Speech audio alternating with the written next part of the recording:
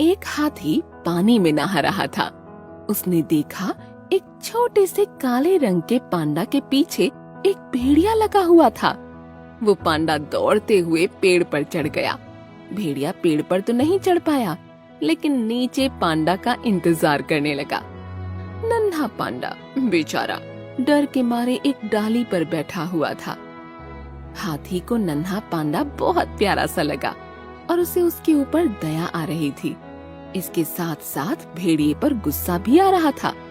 हाथी बाहर आ गया और उसने सूंड में गड्ढे का गंदा पानी भरा और आगे बढ़कर भेड़िए के ऊपर छोड़ दिया।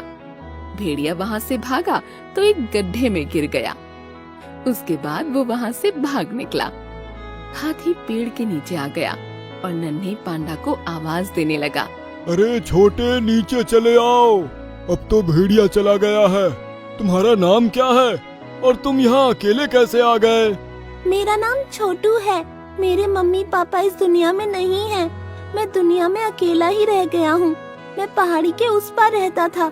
मेरे साथ कोई नहीं खेलता था। मुझे सब कालू कालू कहकर चिढ़ाते थे। इसीलिए मैं यहाँ चला आया तो ये भेड़िया मेरे पीछे पड़ गया। छोटू राजा, मेरे पास आ जा। अब चिंता मत करो, मैं तुम्हें नहीं चिढ़ाऊंगा। पीठ पर बैठाकर घुमाऊंगा, जंगल की सैर कराऊंगा।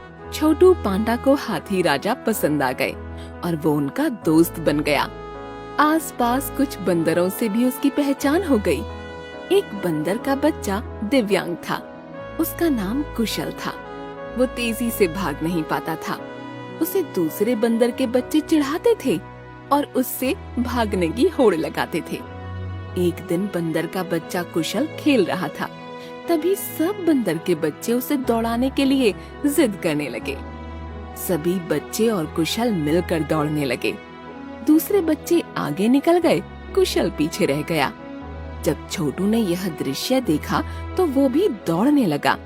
वो जानबूझकर कुशल के पीछे दौड़ रहा था। कुशल, बचकर दौड़ना, नहीं तो फिसल जाओगे। इस जन्म में हमसे आगे नहीं निकल पाओगे। कुशल, हम लोग आगे चलते हैं, तुम कल तक पहुंच जाना। कुशल बहुत पीछे दौड़ रहा था और उसे उन बच्चों की बातें बहुत बुरी लग रही थीं। छोटू इस बात का अंदाजा लगा रहा था। वाह कुशल, बहुत अच्छे। तुमने तो मुझे पिछाड़ दिया। तुम बहुत अच्छे ढंग से दौड़ते हो। तुम सबसे अच्छे हो। छोटू और कुशल की बहुत अच्छी जमने लगी। वो दोनों बहुत अच्छे दोस्त बन गए। एक दिन सभी बंदर के बच्चे खेल रहे थे। छोटू पांडा भी उनके साथ खेल रहा था। उसी समय वहाँ भेड़िया आ गया। बंदर के सभी बच्चे और छोटू भागकर पेड़ पर चढ़ गए। कुशल बेचारा भाग नहीं पाया। भेड़िया तेजी से कुशल की तरफ बढ़ा। छोटू ने उसे देख लिया। छोटू चाहता तो पेड़ पर ही चढ़ा रहता और अपनी जान बचा लेता, लेकिन जब उसने देखा कि कुशल नीचे ही रह गया तो वो कुशल को बचाने के लिए भेड़िए के सामने कूद पड़ा।